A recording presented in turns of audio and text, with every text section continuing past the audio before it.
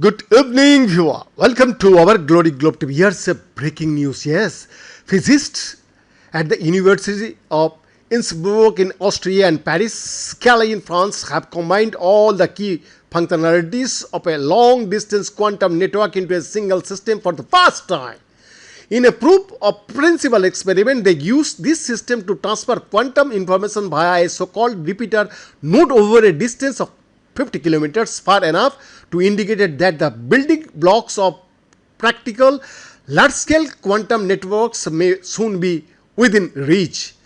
Quantum networks have two fundamental components: the quantum systems themselves, known as nodes, and one or more reliable connections between them. Such a network could work by connecting the quantum bits or qubits of multiple quantum computers to share the load of complex quantum calculation. It could also be used for super secure quantum communications.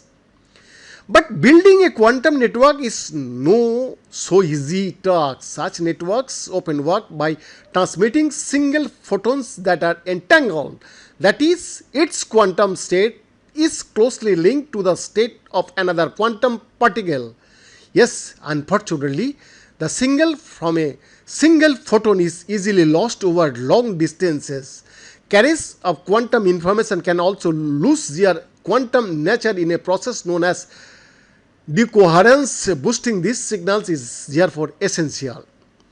Quantum repeaters can provide the boost, but not in straightforward way, because the rules of quantum mechanics restricts the copying of entangled states. Repeaters cannot simply copy the signal they receive and pass it on to the next node. Instead, they must store information in a so-called quantum memory and then transfer it using a process known as Bell state measurement, that is called the BSA. A fully capable quantum repeater also needs to comply with certain practical requirements. Yes, firstly, the quantum signals need to be at wavelengths in telecommunications, so they can be transmitted through optical fibers without too much loss.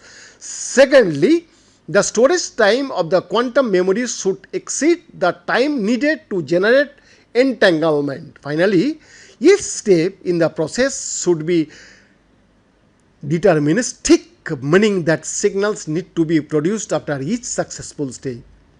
The latest work, which is described in Physical Review Letters, combined all three practical requirements in a single experiment. In the initial sequence of events, two trapped calcium ions each emit a photon and also they emit photon, forming two entangled photon ion pairs. Here, the trapped ions work as qubits, and their quantum states are distributed over the quantum network.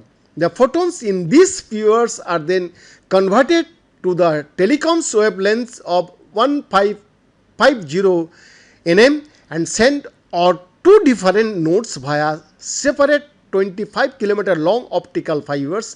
The total distance between nodes is thus 50 km. Whenever one of the photons reaches its designated node, the state of its entanglement ion gets stored in the ion's protected memory spheres. The systems then makes repeated attempts to send a second photon, that is called entanglement, with the second ion to the other node. Once photons are detected at both nodes, the experiments perform a BSM to transfer the ion states to their respective entangled photons. To test this protocol, the researchers repeated it 720 times over a period of 33 minutes, registering 2053 successes in 221,883 attempts to entangle photons between the remote nodes.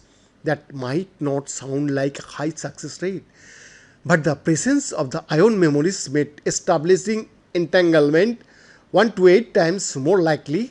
This indicates that further improvements may be possible up to the limit where both detectors successfully detect both photons and are restricted only by decoherence in the ion's memory states.